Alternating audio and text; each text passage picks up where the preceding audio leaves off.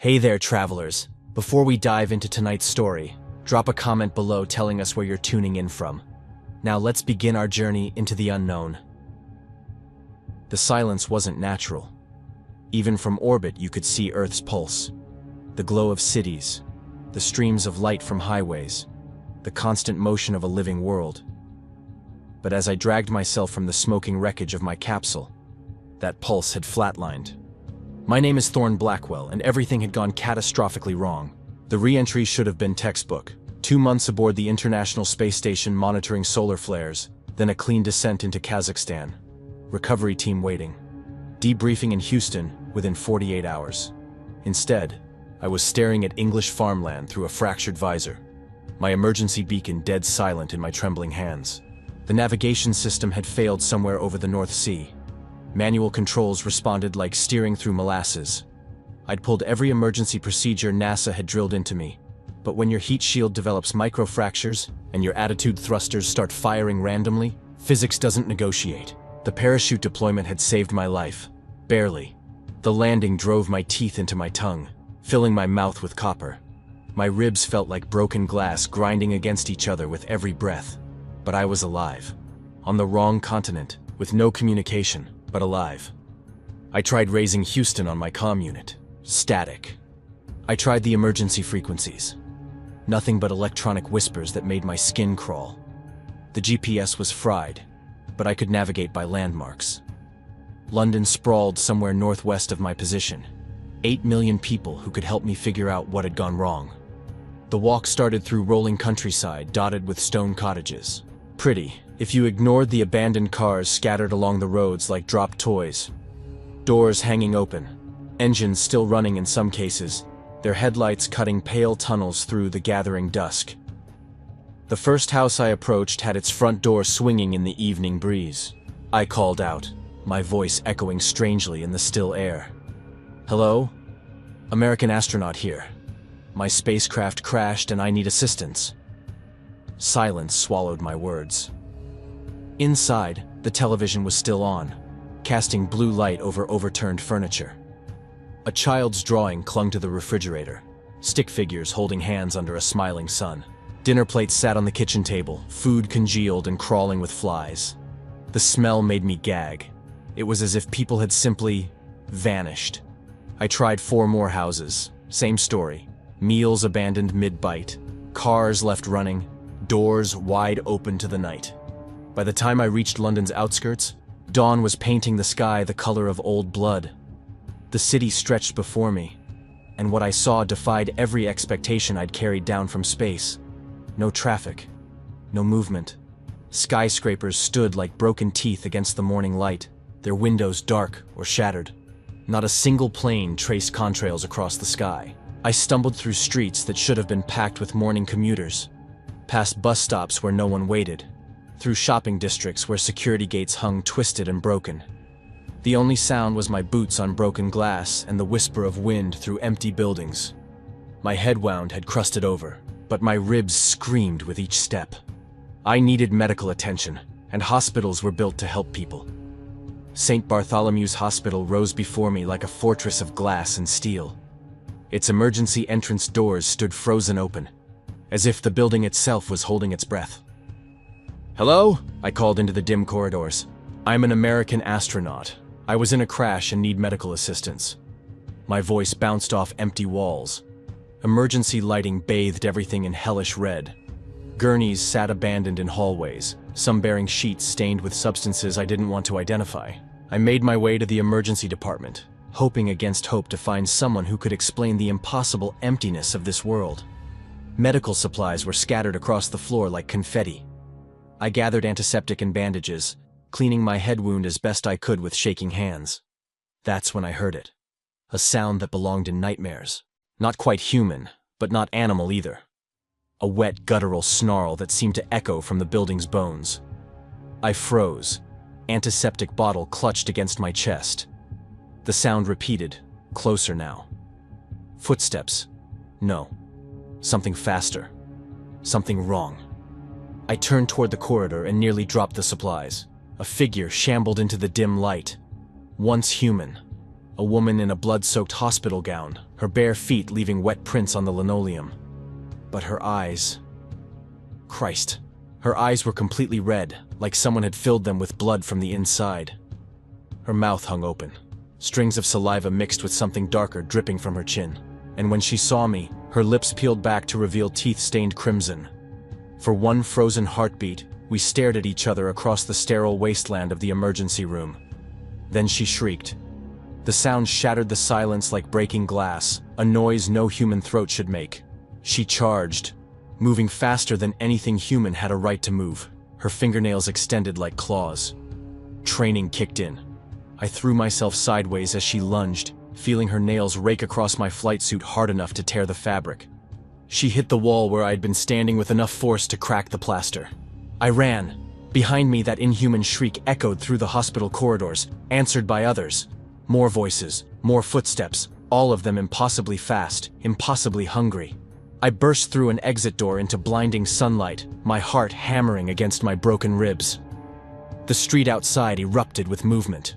More figures stumbling from buildings, all with those same blood-red eyes, all moving with that terrifying predatory speed. They saw me and screamed in unison, a chorus of rage that turned my blood to ice. I ran harder than I'd ever run, my astronaut conditioning the only thing keeping me ahead of the pack. Behind me, I could hear them, dozens of them, their bare feet slapping against pavement as they gave chase like wolves. I ducked into an alley, then another, using every evasive maneuver from survival training. My lungs burned. My ribs felt like they were sawing through my chest. But I kept running until I found a maintenance ladder leading to a fire escape. I climbed until my vision went gray at the edges, not stopping until I reached the roof of a 6-story building. Below me, they prowled the streets, searching, hunting, their red eyes scanning for movement like predators. What were they? What had happened to London? To the world? I pressed myself against a ventilation unit and tried to process what I'd witnessed. The inhuman speed, the predatory behavior, the way they moved like a pack. This reminded me of something from years ago. A British horror film I'd watched during rare downtime from training. What was it called? 28 Days Later. About some kind of rage virus that turned people into monsters. But that was fiction. This was real, wasn't it? I stayed on that roof until sunset, watching the creatures below slowly disperse into the urban maze. When full darkness fell, I carefully made my way down, moving from shadow to shadow like a ghost. I needed shelter, food, water, and answers to questions I wasn't sure I wanted answered. The empty streets stretched endlessly before me, and somewhere in that concrete wasteland, I had to find a way to survive until rescue came. If rescue was coming at all. I was picking my way through the debris-strewn entrance to an underground station, looking for somewhere defensible to spend the night, when I heard a voice behind me. "Don't move!" I froze, hands raised instinctively. "Turn around." Slowly. I turned to face a woman pointing a crossbow at my chest. She was maybe 35, with shoulder-length dark hair pulled back severely and intelligent brown eyes that missed nothing. Her clothes were practical. Dark jeans, sturdy boots, a jacket with multiple pockets. Everything about her screamed survivor. "You're not infected," she said, and it wasn't a question. "I don't know what that means," I replied honestly.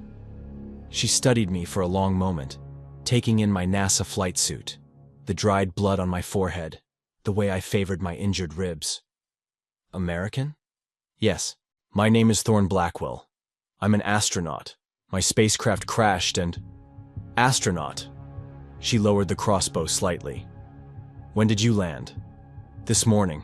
I've been walking since yesterday evening trying to find help. What happened here? Where is everyone?" Her expression shifted from suspicion to something that might have been pity. 28 days ago, some activists broke into a laboratory. Released something they shouldn't have. She gestured at the empty streets around us. "This is what's left." "Released what?" "The rage virus. Turns people into..." She paused, searching for words. "What you saw at the hospital. The ones with red eyes. They're not zombies. They're still alive. Just filled with pure, unstoppable rage." My mind reeled. This was impossible. This was exactly like that movie. but real. Actually, real. I know this sounds crazy, I said, but this reminds me of a film I saw years ago. 28 Days Later. British horror movie about a rage virus that... She was staring at me like I'd spoken in tongues. What movie? She asked. 28 Days Later. Danny Boyle directed it, I think. Cillian Murphy was the lead. It was about activists releasing infected chimps from a lab, and a virus that made people violent, and... There's no movie like that, she said flatly. What you just described? That's exactly what happened here, but there's no movie about it. The words hit me like a physical blow. No movie. In this world, there was no movie. Which meant I wasn't just in a different place. I was in a different reality entirely. You're in shock, the woman said, misreading my expression. It's normal. I'm Vera Sinclair. Used to be a nurse before. She gestured at the devastation around us. I've got a shelter nearby. Medical supplies. You need patching up. I nodded mutely, still processing the impossibility of what she'd told me. As she led me toward the underground entrance, crossbow ready, I couldn't shake the feeling that I'd fallen not just to the wrong Earth, but to the wrong universe entirely. And if that movie didn't exist here, what else was different? What else was wrong? The underground tunnel stretched ahead of us like a throat, swallowing our footsteps in absolute darkness. Vera moved with practiced silence, her crossbow held ready, while I stumbled behind her like a drunk tourist. Every shadow seemed to hide watching eyes. Every distant sound made my skin crawl. Rule 1, she whispered without looking back. Silence is survival. They hunt by sound first, then sight. Make noise, you die. I nodded, then realized she couldn't see me. The darkness down here was complete, pressing against my eyes like velvet. After 2 months in the sterile light of the space station, this felt like being buried alive. How far? I whispered back. Far enough. We walked for what felt like hours, but was probably 20 minutes. The tunnel branched and twisted through London's forgotten arteries. Vera knew every turn, every alcove. She'd mapped this underworld in her mind, turning it into her kingdom of survival. Finally, she stopped at what looked like a maintenance door. She knocked once, paused, knocked 3 times, paused, knocked twice. A code. After a moment, I heard the soft scrape of metal on metal as multiple locks disengaged. The door opened to reveal a small chamber carved from the tunnel wall. Emergency lighting cast everything in dim orange, but after the absolute darkness, it felt like sunshine. The space was cramped but organized. Medical supplies in plastic bins, canned goods stacked with military precision, water containers arranged along one wall. Welcome to my kingdom, Vera said, finally lowering her crossbow. Population, 2. I looked around at what she'd built. A camp bed with blankets that looked clean. A small camping stove. Books stacked neatly on improvised shelves. She'd created not just shelter, but a home in the depths of hell. How long have you been down here? I asked. Since day 12. Took me that long to accept that the world above was gone. She gestured to the camp bed. Sit. Let me look at those ribs. I eased myself down, wincing as my ribs protested. Vera opened a medical kit that looked like it could stock a small hospital. Her hands were steady, professional. She'd done this before. Former nurse, she explained, noticing my surprise. Worked trauma at Guy's Hospital before the outbreak. Turns out medical training is useful in the apocalypse. Who knew? She lifted my torn flight suit, examining my torso with clinical detachment. Her fingers probed gently along my ribs, checking for breaks. 2 cracked, possibly 3. You're lucky they didn't puncture a lung. She began wrapping my chest with medical tape. What kind of astronaut training did you have? 15 years military before NASA. Air Force test pilot. Survival training. Combat medicine. Emergency protocols. I paused as she pulled the tape tight. Nothing that prepared me for this. Nothing prepares you for this, she said quietly.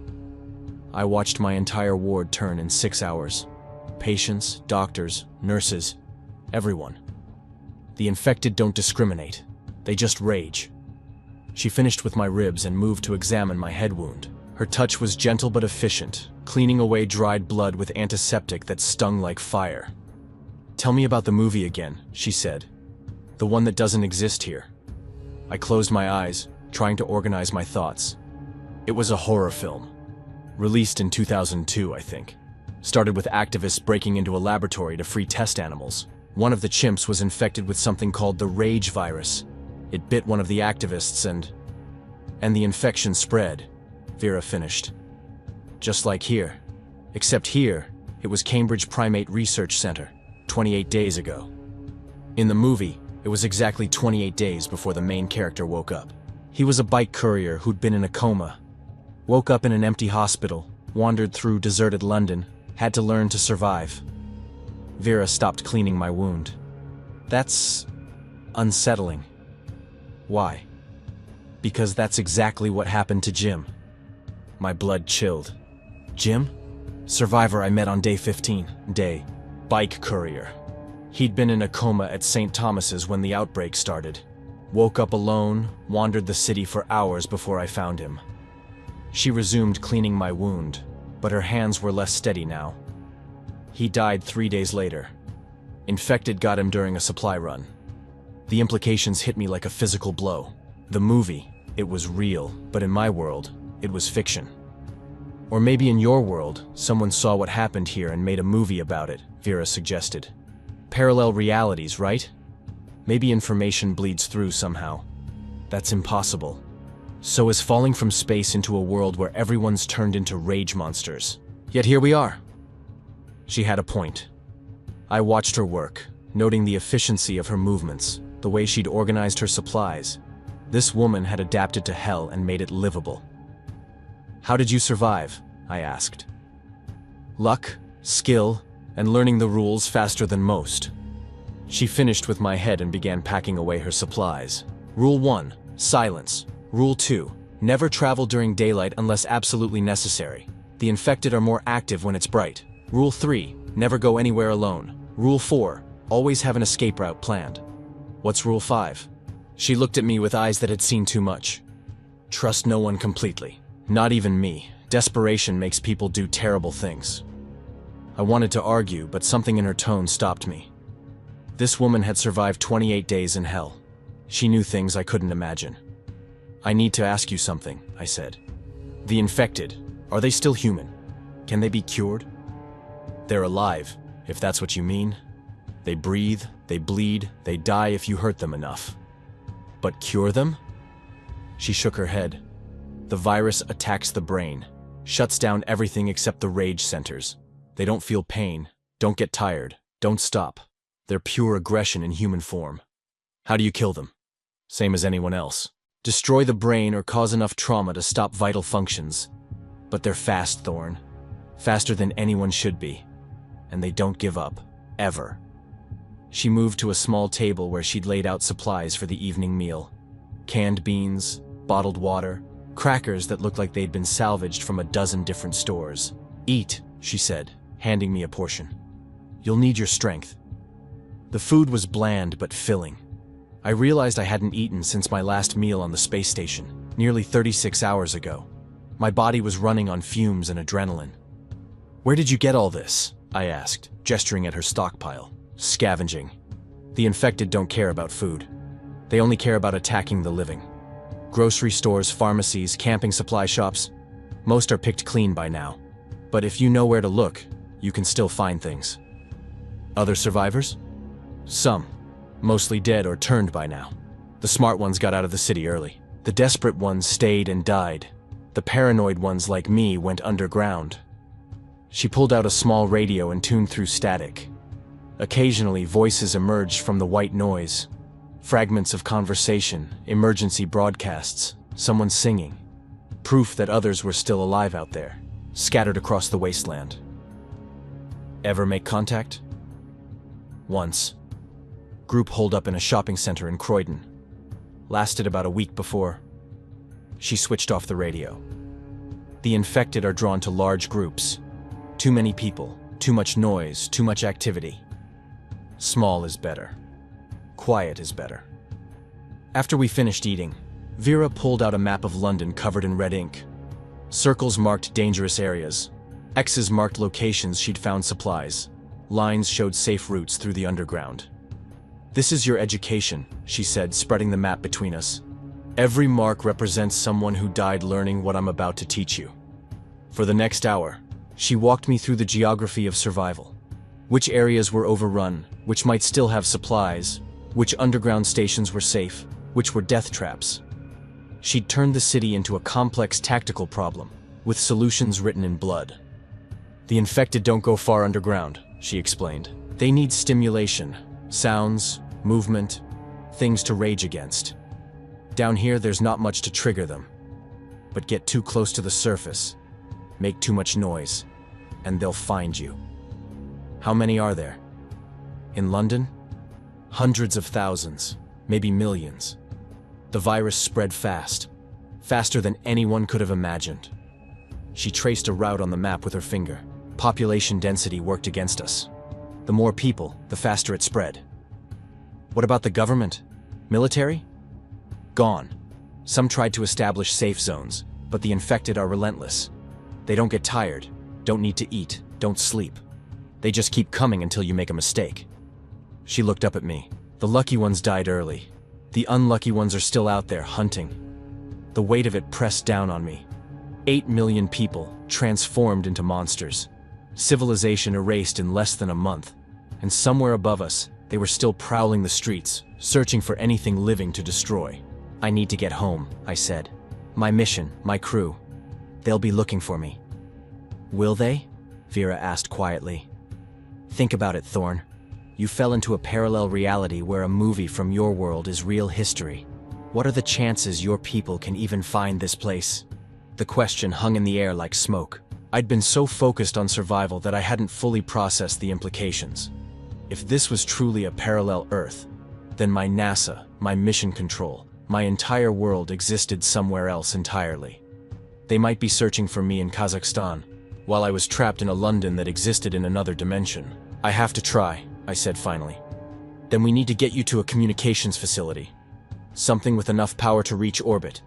But that means going to the surface, during the day, through infected territory. Can we do it?" Vera studied the map for a long moment. "Maybe. There's a radio telescope facility north of the city. Jodrell Bank. If anywhere has the power to reach space, it's there." "How far?" 200 kilometers. Through Manchester. Through some of the worst infected zones in the country." "We?" She looked at me with something that might have been surprise. "You can't do this alone, Thorn. You'd be dead within hours. And I..." She paused, choosing her words carefully. "I've been alone down here for 16 days. I'm starting to forget what other people's voices sound like. You're willing to help me?" "I'm willing to help us both stay alive. That's what survivors do." We spent the rest of the evening planning. Vera showed me how to move silently, how to recognize the signs of infected presence, how to use the underground tunnels to travel unseen. She taught me about their weapons. Crossbows were silent, knives were quiet, guns were a last resort. "Why crossbows?" I asked. "Silent, reusable ammo if you're careful. Ammo if..." "And they're simple. No mechanical parts to jam when your life depends on it." She had a point. In space, we planned for every possible failure. Down here, the same principle applied. Simple tools, redundant systems, multiple escape routes. Late that night, as I lay on the floor with a blanket Vera had given me, I stared at the ceiling and tried to process everything I'd learned. 28 days ago, I'd been orbiting peacefully above a living world. Now I was trapped underground with a woman who'd seen civilization collapse, planning a journey through a wasteland populated by monsters. And somewhere in this nightmare, I had to find hope that I could get home to a world that might not even be looking for me. "Vera," I whispered into the darkness. "What?" "Thank you. For saving me. For helping me." "Thank me when we both survive this," she replied. "Sleep now. Tomorrow, we start your real education." But sleep wouldn't come. Instead, I lay awake listening to the distant sounds of the city above. Occasional screams, the crash of glass, the inhuman shrieks of things that had once been human. And I wondered if I'd ever see the stars again from anywhere but this concrete tomb. The next morning, Vera woke me before dawn. "Time for your first lesson in scavenging," she said, shouldering her crossbow. We made our way through the tunnel system to a maintenance shaft that led to a grocery store's basement. Vera moved with practiced silence, checking each corner before proceeding. I tried to mirror her movements, but my boots seemed impossibly loud on the concrete. "We need medical supplies," she whispered as we climbed toward the surface. "And food that won't spoil. Canned goods, dried fruit, protein bars." The store above was a disaster zone. Shelves overturned, products scattered across the floor, windows shattered. But Vera moved through it like she was shopping at a normal supermarket, efficiently filling a backpack with supplies. "Stay low," she warned. "Movement draws them. If you see red eyes, don't run immediately. Sometimes they'll move past if you stay still." We were nearly done when I heard it. Footsteps above us, slow and purposeful. Vera froze, one hand on her crossbow. The footsteps moved across the ceiling, accompanied by a low growling sound. "One of them," Vera mouthed silently. The creature above us seemed to be searching, moving from room to room. After what felt like an eternity, the sounds faded toward the back of the building. "We go now," Vera whispered. "Vera, move." We made it back to the tunnels without incident, but my heart was hammering against my ribs. The infected were everywhere, a constant threat lurking just beyond sight. Back in the shelter, Vera spread out our salvaged supplies. "Not bad for a first run," she said. "You didn't panic, didn't make noise. That's more than most people manage." "Most people?" "I've tried to help others, tried to teach them what I learned. They usually don't last long. Fear makes them stupid.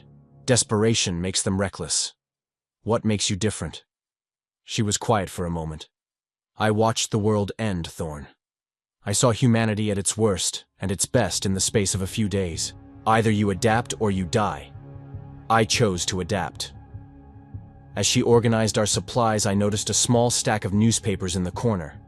Something about them bothered me. They looked too clean, too recent. "Where did these come from?" I asked, picking up the top paper. "Found them in a newsstand yesterday. Thought you might want to see them." I opened the paper and felt the ground shift beneath me. The date was correct. This was from just before the outbreak. But the headlines made no sense. "Prime Minister Blake announces Brexit delay. President Harrison visits London next month. Manchester United defeats Arsenal in Champions League final." I stared at the words, my mind refusing to process them. In my world, there had never been a Prime Minister Blake. The US president was someone else entirely.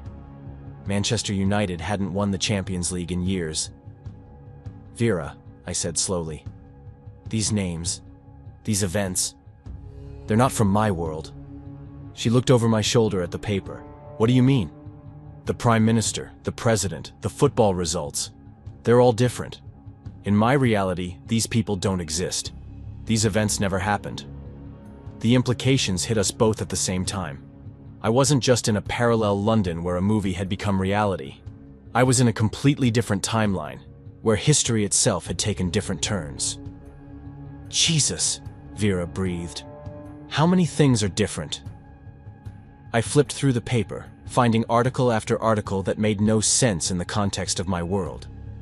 Different politicians, different celebrities, different sporting events. It was like looking at a funhouse mirror version of reality. "This changes everything," I said.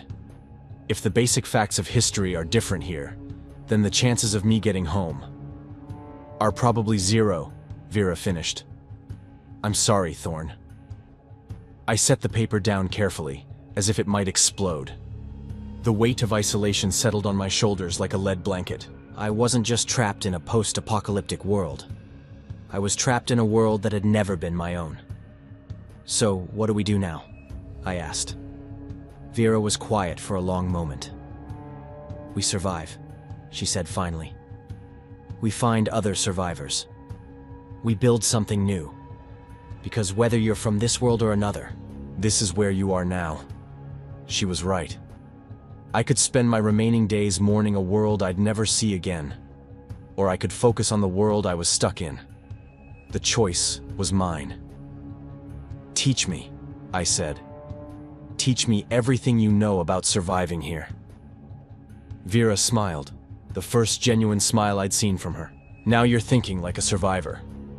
As she began planning our next supply run, I looked at the newspaper one more time. Somewhere in the multiverse, there was a world where I was being debriefed in Houston, where London was full of living people, where none of this nightmare had ever happened. But that world wasn't this one, and this one needed all the help it could get, even from a lost astronaut who'd fallen from the stars. 3 days after I found that newspaper, we heard the screaming. Vera and I were making our way through the Piccadilly Line tunnels, heading toward a pharmacy she'd marked on her map, when the sound echoed down from the surface.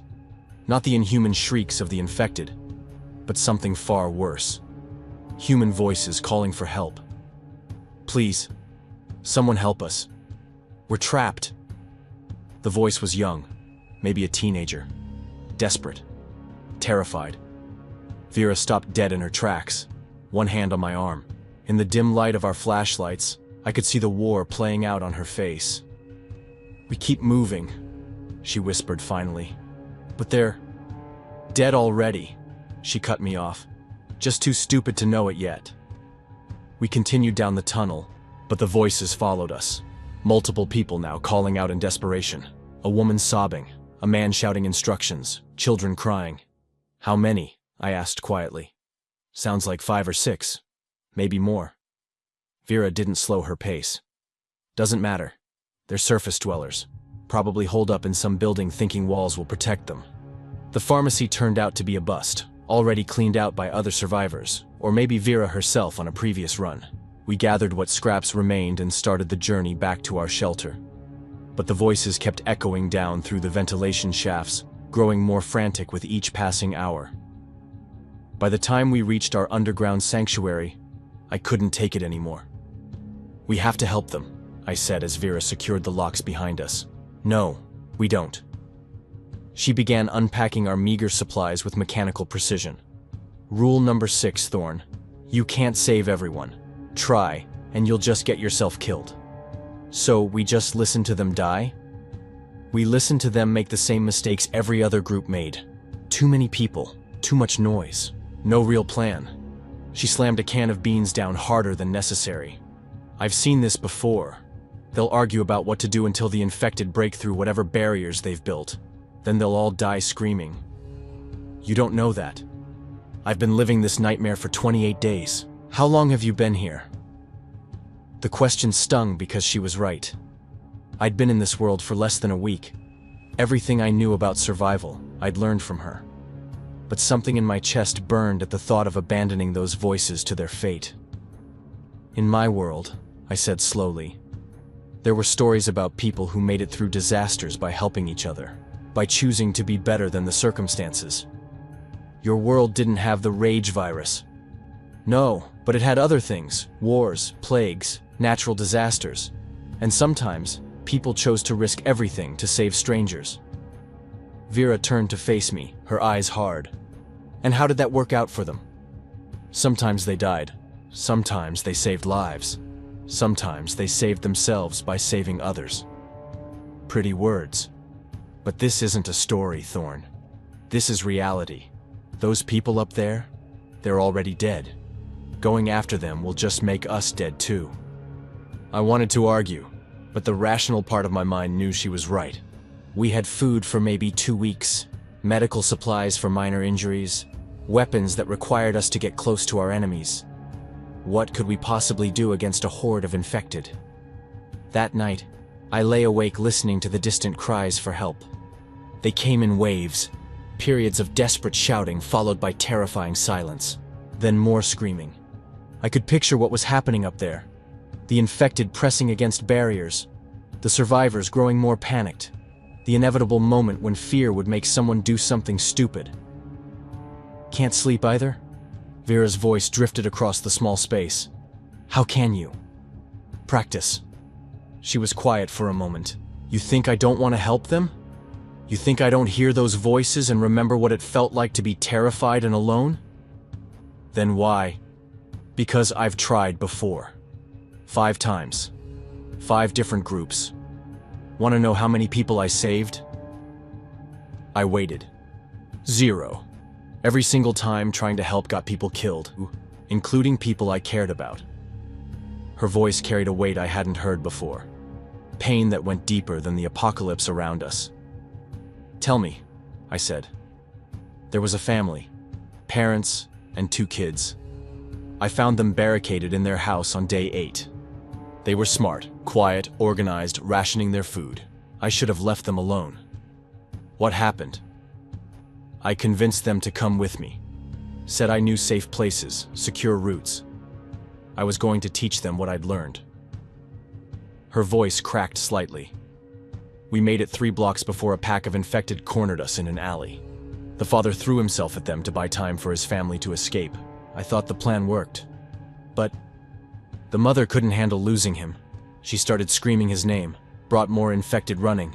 I had to choose between staying to help her and the kids or running to save myself. What did you choose? I ran, and I listened to them die while I hid in a sewer drain. The silence stretched between us like a chasm.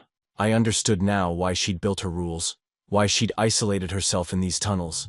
Every act of compassion had been repaid with death. I'm sorry, I said. Don't be sorry. Learn. This world doesn't reward heroism. It punishes it. But even as she spoke, the voices above continued their desperate chorus, and something in me refused to accept that those people were already lost. The next morning, Vera was gone. I woke to find a note scratched on a piece of cardboard. Gone for supplies. Stay here. Don't do anything stupid. V. But I'd already made my decision. I gathered what I could. A backpack, bottled water, some canned food, and the spare crossbow Vera had shown me how to use. My astronaut training had included survival scenarios, but nothing like this. Still, I couldn't sit in that tunnel listening to people die while doing nothing. The voices were coming from somewhere near Covent Garden, echoing down through the ventilation systems. I made my way through the underground, following the sound like a beacon. The closer I got, the clearer the situation became. Sarah, check the back window. They're trying to get through the loading dock. How many do you count? Too many. Way too many. I found a maintenance shaft that led up to street level, emerging in an alley behind a row of shops. The voices were coming from a bookstore across the street. Henderson's Books, according to the faded sign. The front windows were barricaded with furniture, but I could see movement inside. Light from flashlights or candles. And surrounding the building, dozens of infected. They pressed against the barriers like waves against a seawall, their hands clawing at the wood and metal. Some were trying to climb to the upper windows. Others were testing the loading dock door that the survivors had mentioned. I counted at least 40 infected, maybe more. They moved with that terrible purposefulness I'd learned to fear, never tiring, never giving up. Inside the bookstore, I could make out shapes moving past the windows. 5 or 6 people, just as Vera had guessed. They were trying to reinforce their barriers, but it was obvious they were fighting a losing battle. The infected were finding weak points, exploiting them with mechanical persistence. I should have turned around. Should have gone back to the tunnels and waited for Vera to return. She was right. This was suicide. Instead, I studied the situation like a tactical problem. The infected were focused entirely on the bookstore. They weren't watching the surrounding buildings. If I could create a distraction, draw them away from the survivors. There was a gas station 2 blocks down. If I could get there unseen, cause some kind of explosion or fire, it might pull the infected away long enough for the people in the bookstore to escape. It was insane. It was exactly the kind of mistake Vera had warned me about. I started moving anyway.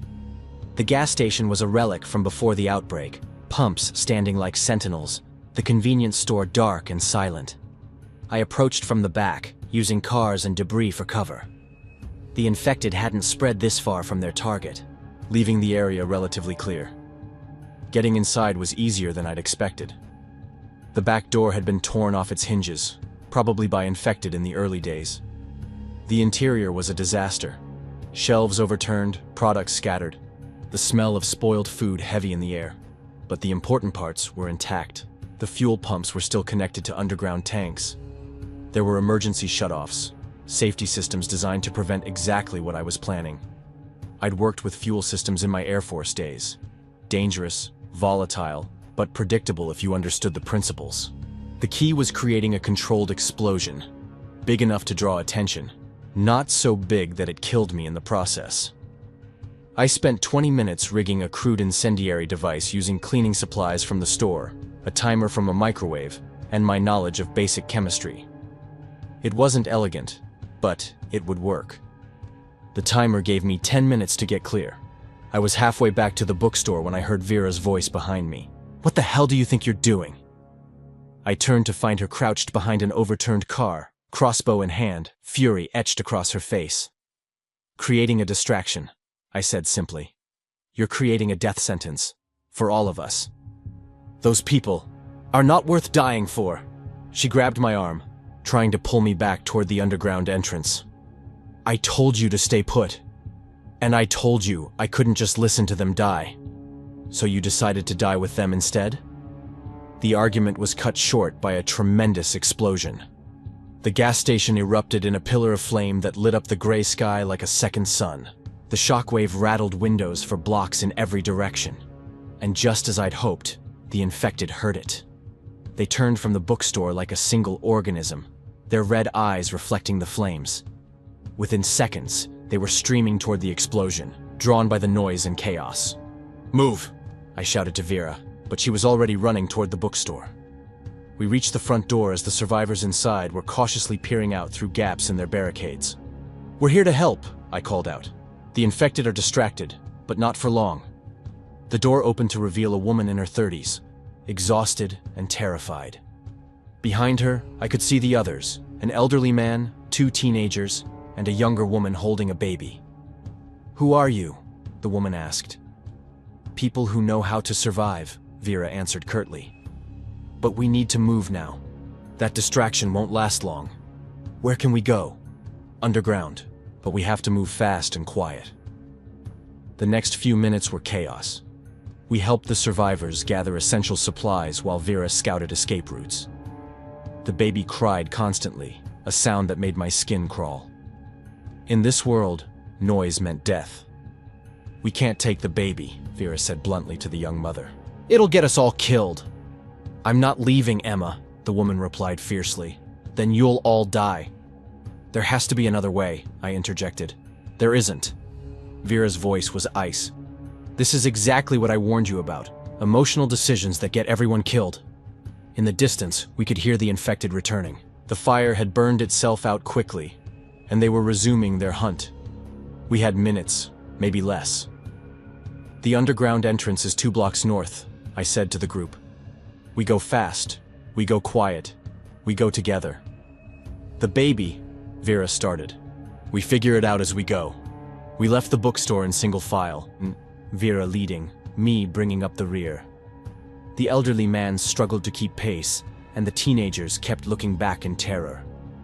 The young mother whispered constantly to her baby, trying to keep it calm. We made it 1 block before everything went wrong. The baby started crying. Not the soft whimpering we'd been dealing with, but full-throated screams that echoed off the empty buildings. The mother tried to soothe it, but panic had set in. The sound was like a dinner bell in the silence. "Give me the baby," Vera said, stopping suddenly. "No.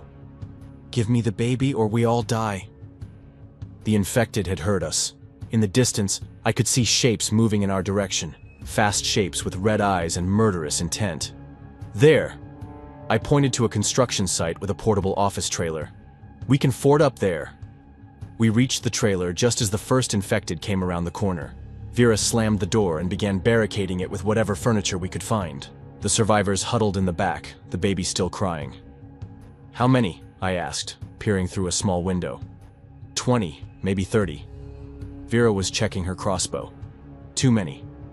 They hit the trailer like a tsunami. The whole structure shook under their assault. Claws scratched at the metal walls. Fists pounded against the door. The sound was like being inside a drum during a thunderstorm. "The windows!" one of the teenagers screamed. Infected faces appeared at every opening, their red eyes blazing with rage. They began tearing at the glass with their bare hands, oblivious to the cuts they were inflicting on themselves. "We need weapons," the elderly man said, grabbing a crowbar from a toolbox. "We need a miracle," Vera corrected. That's when I noticed the propane tanks. Construction sites always had them. Fuel for torches, heaters, emergency equipment. And propane was explosive if you knew how to use it. "Everyone get to the back of the trailer," I ordered, grabbing one of the tanks. "What are you doing?" Vera demanded. "Being stupid," I replied, opening the valve. The smell of gas filled the confined space. I could hear the infected breaking through the windows now, their claws scraping against metal as they tried to squeeze inside. "When I say run, everyone goes out the back window," I told the group. "There's a ladder to the roof. Get up there and don't look back." "Thorn, no," Vera said, understanding what I was planning. "Someone has to hold them off. Not like this." "You taught me the rules, Vera. Sometimes you have to choose who lives and who dies." The first infected squeezed through a window, its red eyes fixed on the crying baby. I raised my crossbow and put a bolt through its skull. "Run!" I shouted. The survivors scrambled toward the back of the trailer as more infected poured through the windows. I kept firing, trying to slow them down, but there were too many. Vera grabbed my arm. "Come on! Go! Get them to safety! Not without you!" An infected lunged at us, its claws reaching for Vera's throat. I tackled it, driving my knife into its skull, but 2 more took its place, then 4, then 6. "The roof!" I screamed. "Now!" Vera hesitated for 1 more second, then climbed out the back window. I could hear her shouting orders to the survivors, getting them organized, getting them moving. I backed toward the rear of the trailer, still firing crossbow bolts into the advancing horde. When my ammunition ran out, I switched to the knife. When that broke, I used the crowbar, but there were too many of them. They drove me back against the rear wall, their claws tearing at my clothes, their teeth snapping inches from my face. I could smell their rage, feel their hatred like a physical force. This was it. This was how I died. Not in the clean vacuum of space, but in a metal box surrounded by monsters. I thought about the stars, about the view of Earth from orbit, about the blue marble I'd fallen from and would never see again. Then I lit the flare. The propane ignited like the breath of a dragon. The explosion lifted the trailer off its foundation and sent it tumbling across the construction site. I felt myself flying through the air, then hitting something hard, then darkness. I woke up to Vera's face hovering over mine. Her hands were on my chest, applying pressure to something that hurt more than anything I'd ever felt. "Stay with me," she was saying. "Don't you dare die on me now." I tried to speak, but only blood came out. "The others?" I managed finally. "Safe. All of them. Even the baby." "Good. You're an idiot, you know that?" I tried to smile. Learned from the best. The next few hours were a blur of pain and movement. Vera and the survivors carried me through the underground to our shelter. The young mother, her name was Lisa, turned out to have some medical training. Together, she and Vera worked to keep me alive. I'd taken shrapnel in the chest, burns on my arms, and a concussion that made thinking difficult. But I was alive. Somehow, impossibly, I was alive. And so were 6 other people who wouldn't have been. 3 days later, as I was finally able to sit up without passing out, Vera brought me a cup of tea made from supplies the survivors had contributed. "So," she said, settling down beside me, "I guess we're not a group of 2 anymore." I looked around our expanded shelter.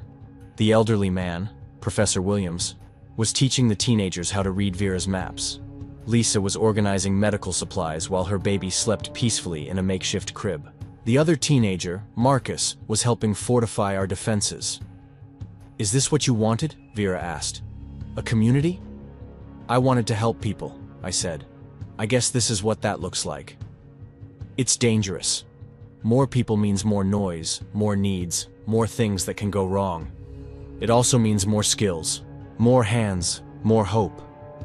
She was quiet for a moment. "I've been alone for so long, I forgot what hope felt like. And now? Now I remember why I became a nurse, why I wanted to help people heal." I nodded, understanding. So what's next? Next, we find more survivors. We build something better than just hiding in tunnels. We create a place where people can live, not just survive. That's a big dream. Good thing we have a rocket scientist to help us reach it. I laughed, which hurt my ribs but felt good anyway. I like the sound of that. Looking around at our little community, I realized something important. I might never get home to my own Earth, but I was no longer lost. I'd found something here worth fighting for. And sometimes, that's all the home you need. Outside, the infected still roamed the streets of London.